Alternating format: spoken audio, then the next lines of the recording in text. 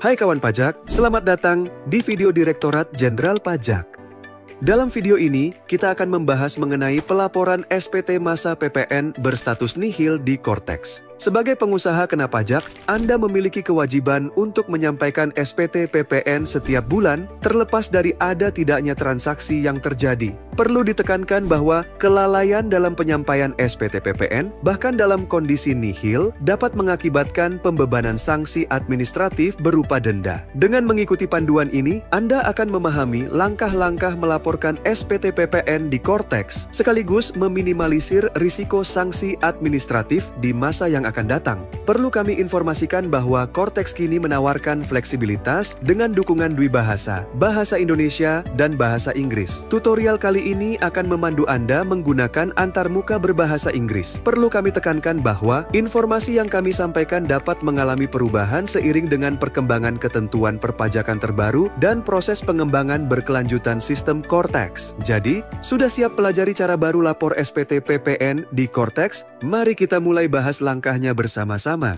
Langkah pertama adalah masuk ke portal wajib pajak. Silakan buka browser Anda dan akses laman resmi portal wajib pajak. Pada halaman login, masukkan kredensial wajib pajak orang pribadi Anda. Kemudian, klik tombol login untuk masuk ke dalam akun portal wajib pajak. Setelah berhasil masuk, perhatikan bagian atas halaman. Anda akan melihat menu drop-down untuk memilih role access. Klik pada menu tersebut. Jika Anda berperan sebagai wakil atau kuasa, silakan pilih nama dan NPWP wajib pajak badan atau PKP yang akan Anda laporkan pajaknya. Langkah kedua adalah akses menu SPT. Selanjutnya, cari dan klik menu Tax Return di menu utama, kemudian pilih submenu Tax Return. Menu ini akan membawa Anda ke halaman pelaporan SPT. Pada halaman yang muncul, Anda akan melihat beberapa tab. Pilih tab Tax Return Not Submitted. Di sini, Anda akan melihat daftar SPT yang belum dilaporkan, termasuk SPT masa PPN. Perlu diketahui bahwa sistem akan membuat SPT masa PPN secara otomatis setiap tanggal 1 di bulan berikutnya. Anda tidak dapat melaporkan SPT masa PPN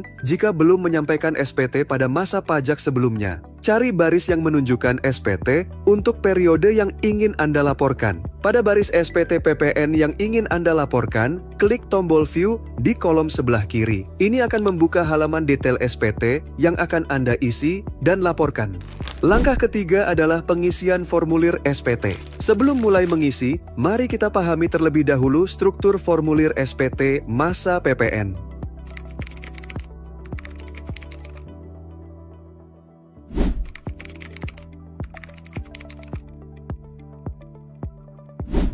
Mari kita mulai dengan memeriksa bagian header. Data pada bagian ini akan terisi otomatis berdasarkan informasi yang terdaftar di sistem DJP. Periksa kembali kebenaran informasi yang ditampilkan. Gulir ke bawah ke bagian 1, penyerahan barang dan jasa. Data pada bagian ini terisi otomatis dari lampiran A1 dan A2. Selanjutnya, periksa bagian 2, perolehan barang dan jasa. Bagian ini berisi data dari lampiran B1, B2, B3, serta kompensasi kelebihan pajak masukan. Selanjutnya perhatikan bagian 3, penghitungan PPN kurang lebih bayar. Bagian ini merupakan hasil perhitungan dari bagian-bagian sebelumnya.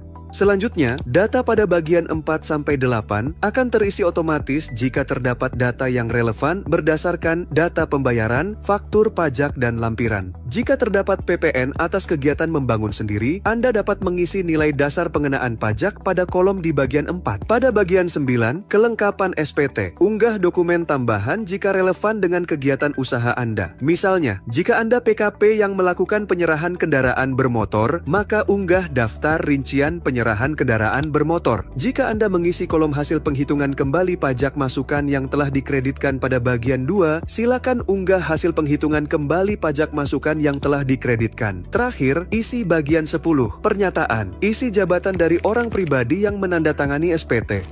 Langkah terakhir yaitu proses pelaporan SPT.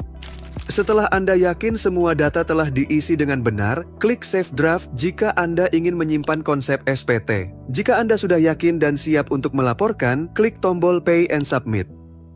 sistem akan menampilkan opsi untuk memilih metode penandatanganan. Pilih sertifikat elektronik dari penyelenggara sertifikat elektronik atau gunakan kode otorisasi DJP. Masukkan signer ID dan signer password Anda, klik Save dan Confirm Sign. Setelah melakukan penandatanganan dokumen secara elektronik, status SPT Anda akan berubah menjadi submitted. Anda akan menerima bukti penerimaan elektronik sebagai tanda bahwa SPT Anda telah diterima oleh sistem. Klik simbol unduh yang tersedia untuk mengunduh BPE, induk SPT dalam format PDF, maupun lampiran SPT dalam format CSV, Excel, atau PDF melalui menu view yang tersedia. Selamat! Dengan ini kita telah menyelesaikan panduan pelaporan SPT masa PPN melalui aplikasi Cortex. Jika Anda memerlukan asistensi lebih lanjut, kunjungi portal resmi www.pajak.go.id.